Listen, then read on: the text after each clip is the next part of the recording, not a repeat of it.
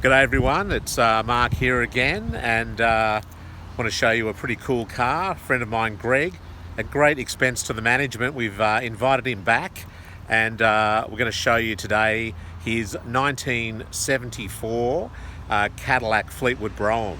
If you check out the channel, you'll see there's some other episodes with Greg, his 72 Cadillac Fleetwood, and also his Jaguar Mark 10 or 420G. So check those out on the channel.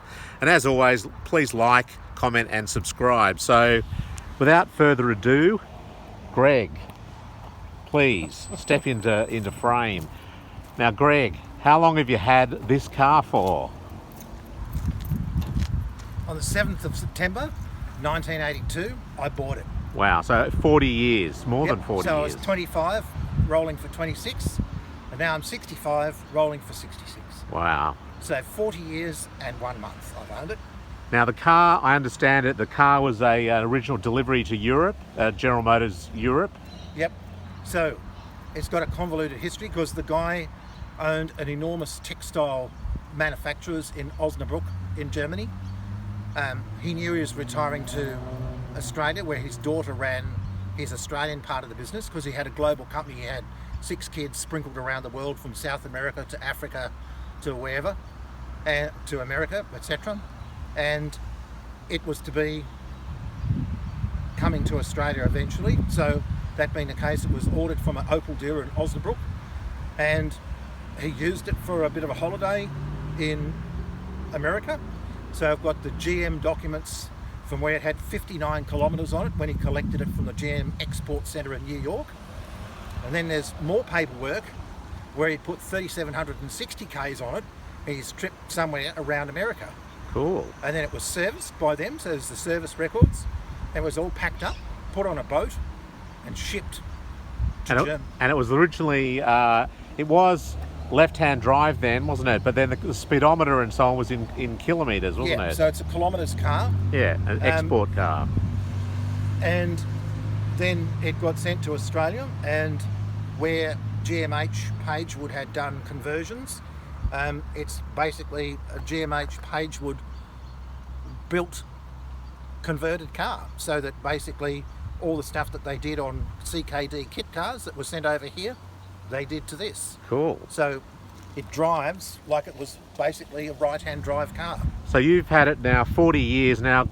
The viewers, I'm sure, will be interested to hear, how many kilometres has this car now travelled, Greg? Huge, beyond belief. Taxi mileage. So this has been my main car for 40 years, and the white one and Jaguar and a couple of others are spares. So I bought this with 102,700 Ks on it. It's now got just under 704,000 Ks. So to miles, people, that's 445,000 miles. Wow, fantastic. And it runs on fuel, like a petrol. It's not on gas or anything like that. It's an almost 8 litre V8. Yeah. And as an export spec car, it's a full power car. Yeah. So this will actually get up and go. Hasn't got all the emissions. Yeah, it's not like a detuned Yankee one. Now I might just do a quick sort of walk around here. You can see it's a huge car. 74 was one of the biggest and heaviest of the heaviest. There you go, of the Cadillacs. 100% a full-size car. The Fleetwood is the longer wheelbase compared to, say, the DeVille, the sedan DeVille. You can see also this design here, which is in the Fleetwoods, this very nice design here with the B pillar. And if you actually look back in the 1930s Cadillacs under Harley Earl, for example, you can actually see that reflected in the styling there. So that's a nice theme that's been kept right through. The wheel cover at the back, the sort of semi-covered rear wheel, which I always really like. These very nice vertical bumpers, although you have got this horizontal taillight design here, which I know the Eldorado's used a similar sort of design, particularly in the sort of 75 model. But yeah, look at the size of this car. If I just sort of step back here, you can just get a sense of how big it is. It's not for the faint-hearted or the challenged in terms of reverse parking challenge. So now, Greg, the car also had, so it's a 472 cubic inch, is that? Yeah. And it's got anti-lock brakes at the back. Yeah, it's got ABS brakes. Yeah, which is pretty cool. Self-leveling suspension. Yeah. It's got power windows, locks, power seats, has like the brocade interior. Yep.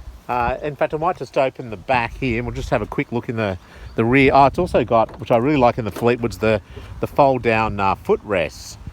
So let's just check out this, the brocade interior. He's got his cushions there, although that's good to keep the sun off the back of the seats. But look at the beautiful brocade interior. And then plenty of leg room here, lots of comfort. And then you've got these beautiful, these fold down footrests, which are all carpeted and all chromed here. It's like really, really nicely done. Heaps of room in the back. You've got these really nice, the headlining's like almost like a velvet sort of effect. And then you've got these cotton velour. And then you've got these beautiful Brougham little reading lights, if you like, in these metal sort of spheres, almost like an aircraft. So beautiful interior, really, really nice. And door trims wise, you've got quite a heavy sort of almost gothic sort of design here. You've got the wood trim here, the nice pull strap, and even inside this, look at this, you've got this sort of cloth material brocade, which is the same as the seats. You've got engraved everyone has an ashtray back in the day. It was before the anti-smoking lobby was in place. But yeah, really, really nice. It also has aerial mounted pre-tensioning seat belts. Oh yes, it does too. The seat belts are mounted up there. You can see it's got a few covers on the seats, obviously with the mileage here. It's also, the car has a Blaupunkt, being owned by a German.